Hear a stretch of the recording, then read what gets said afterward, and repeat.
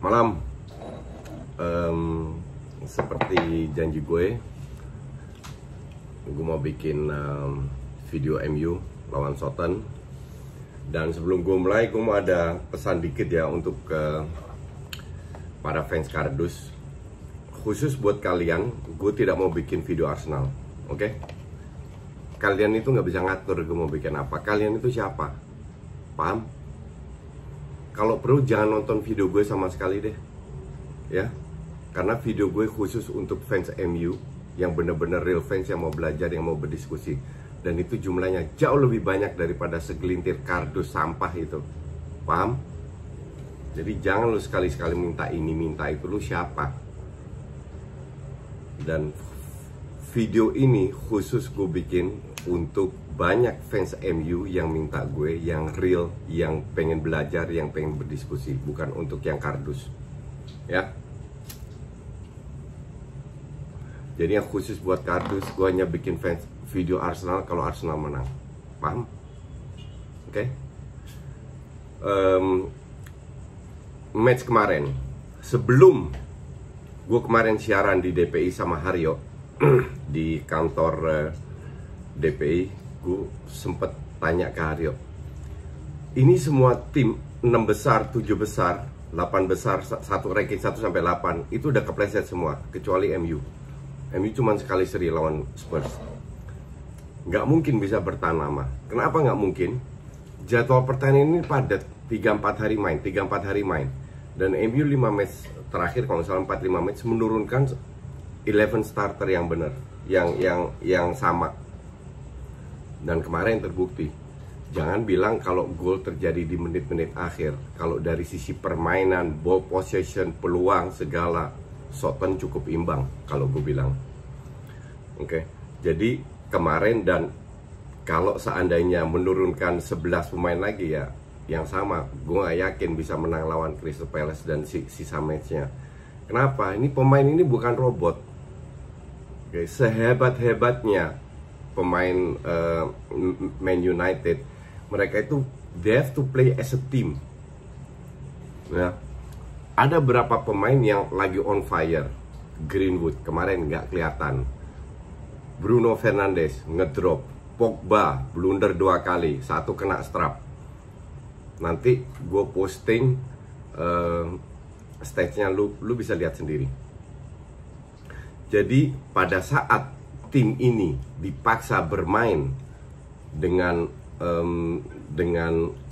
sistem yang sama, berjalan dan bagus. Lu cek video gue berapa kali, gue selalu bilang MU main bagus, hampir selalu main bagus. Memang ada momen-momen kayak lawan Bournemouth, lawan Aston Villa, di awal-awal jelek. Sama Aston Villa babak pertama bisa diimbangin. Tapi ujung-ujungnya menang karena kualitas individu. Itu yang tidak dimiliki banyak klub yang dimiliki oleh MU. Hanya Ole ini juga harus sadar, dan ini terjadi dengan Liverpool juga. Liverpool bagus kalau 11 tim bermain, diganti 2-3 pemain aja mulai kelihatan. City pun mengalami hal yang sama. Nggak usah bicara Chelsea lagi, Arsenal pun sama. Maka dari itu kita lihat pada saat MU melakukan rotasi, sanggup nggak mereka bermain seperti itu. Dari beberapa match terakhir kita lihat bahwa performa yang paling bagus itu terutama dari Pogba. Bruno Fernandes menurut gue performanya sudah menurun, tapi tetap dia punya peran penting, yaitu memberikan assist. Greenwood, Rashford sama Martial bagus, tapi Rashford bisa lebih bagus lagi. Walaupun kemarin dia cetak 1 gol, tapi 1 peluang depan gawang pun juga nggak masuk. Martial yang bisa bilang cukup stabil. Nah, di belakang yang tidak stabil, di tengah stabil, depan oke lah, masih stabil, tapi di belakang ini masih ups and down. Karena menang, kelemahan ini nggak kelihatan. Dan baru kemarin terbuka semua. Karena apa? Bukan karena mereka tiba-tiba nggak bisa main, karena kecapean. Murni faktor fatigue. Murni itu dikelihatan dengan beberapa klub lainnya. Contoh Arsenal lah. tengah depan bagus, belakangnya kemarin lawan Spurs ngedrop. Dari awal menit awal Luis bikin kesalahan, habis itu Kola di babak kedua setengah jam terakhir Mustafi. Karena mereka capek, di samping itu mereka tidak punya kualitas untuk tampil konsisten. Dan MU itu mengalami hal yang sama. Bahwa MU sekarang mengincar Champions League, betul. Leicester juga, Wolves juga, dan lain. Dan sekarang nggak bisa kepleset lagi. Garansi apa? Bahwa seandainya Ole menurunkan 11 pemain lagi yang sama, bahwa mereka akan kesulitan lagi. Tapi kalau seandainya Ole merotasi, siapa yang diganti? Daniel James berapa kali terakhir terbukti di sayap kanan tenggelam, nggak bagus. Oke, lu mau mainin Igalo, nggak jelas juga.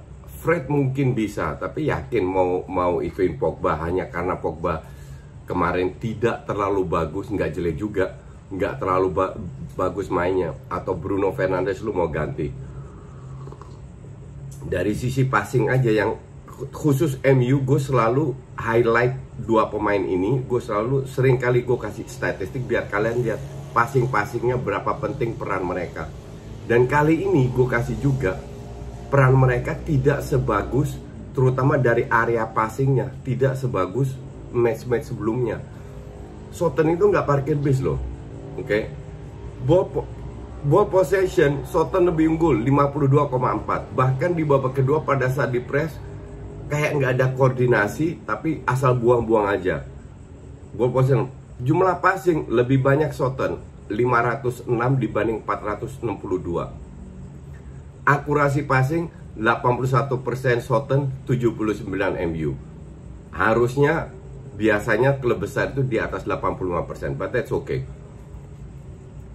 Attacking third di area lawan, Soton melakukan 162 passing, MU 128. Lebih banyak Soton. Inside penalty area, Soton 22, MU 25. Beda-beda tipis. Create chances, Soton 6, MU 5. Big chance, MU 2, dapat 2 gol, dan Soton 1. Jadi dari sisi statistik tidak terlalu banyak yang berubah. Cuman yang jelas, sangat jelas kelihatan adalah Pogba masih 4 kali, 5 kali, 6 kali salah passing, 7 kali dia salah passing dari 35. That's okay, dan areanya itu area dia semua. Tapi kalau lu lihat Bruno Fernandes, passingnya itu lebih ke sayap. Ini bukan yang kita harapkan dari seorang Bruno Fernandes. Yang benar adalah true pass and passing, bukan passing ke sayap. Bahkan dia banyak sekali passing di area tengah sama belakang. Ini bukan perannya dia, tapi dia seringkali harus mundur mencoba membangun serangan. That's okay, cuman tidak seperti sebelum liburan lah. Greenwood hanya passing di sayap kanan, di sayap tengah cuman sama kiri cuman 3 passing. Jadi agresivitas dan kehebatan Greenwood di match-match sebelumnya nggak kelihatan. Dan itu bukan salah Greenwood, bukan salah Pogba, bukan salah Bruno. Tapi kalau gue bilang ya salah Ole, karena Ole harus punya. That's why di sini gue sering beda pendapat dengan pengamat yang lain. Untuk gue, Ole belum terbukti karena dia hanya bisa bermain dengan satu sistem di mana ada terutama Bruno Fernandes. Pogba masih dirubah, tapi kalau ada Pogba bisa bermain lebih bagus lagi. Lo harus punya plan B, plan C. Kalau seandainya dua pemain ini cedera, dan gue tidak melihat Ole punya itu, tapi gue nggak mau suzon, nggak mau menilai dia.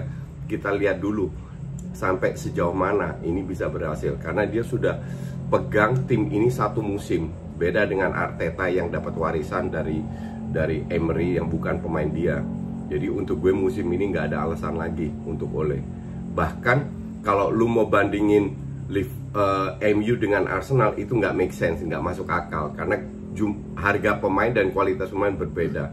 Yang harus dibandingkan dengan Liverpool, kipernya sama-sama jago, center backnya sama-sama mahal, 3 striker di depan, 4 striker di depan sama-sama berkualitas.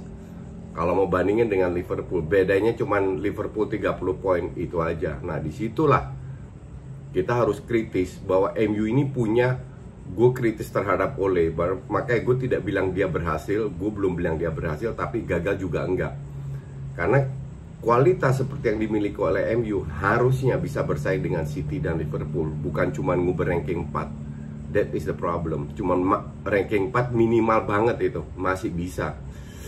Jadi kali ini sebuah bukti bahwa Ole harus berpikir lebih keras lagi. At least bisa nggak dia meraih full point lawan Crystal Palace. Lawan West Ham harusnya bisa, tapi kita nggak tahu juga. Chelsea pun sempat dikalahkan. Nah, semoga sampai di hari akhir nih, match terakhir ketemu Leicester. Kalau Leicester 1-2 menang, nah ini akan jadi seru. Nggak tahu juga performa Chelsea. Ada yang tanya, mending coach bahas rank 3, rank 4. Nggak bisa diprediksi karena semua tim bermain terlalu tidak konsisten. Leicester beruntung lawan Arsenal bisa dapat 1 poin karena karena gol red card. Wolves kalah lawan Arsenal. Chelsea, apalagi Chelsea terseok-seok, dan lawan Norwich ntar malam kita lihat bisa nggak mereka bangkit. MU sekarang nih crucial point. Apakah seterusnya kalau seandainya lawan Crystal Palace kehilangan poin lagi, nggak usah kalah, seri aja, percaya diri itu akan menurun. Ini yang repot sekarang. Sekali kesalahan masih oke, masih bisa bangkit lagi. Yang terakhir gue mau bahas gol keduanya si Southampton itu, aduh, itu bener-bener SSB banget ya. Di samping si Maguire yang jaga temennya sendiri, Wan-Bissaka, itu udah lucu. Yang kedua Lindelof itu 2 kepala lebih besar daripada Obafemi, tapi dia nggak berani berdiri atau bahkan di depannya Obafemi, tetap di belakang, nggak kasih. Ini Lindelof ini parah banget. Kalau dia harusnya berdiri di depan. Kalau kena bola atas, dapat bola atas pun dia tetap menang karena Obafemi sangat kecil. Ini gue kadang nggak habis pikir, pemain segitu mahalnya tapi otaknya nggak dipakai. Oke, I see you. Thanks for watching.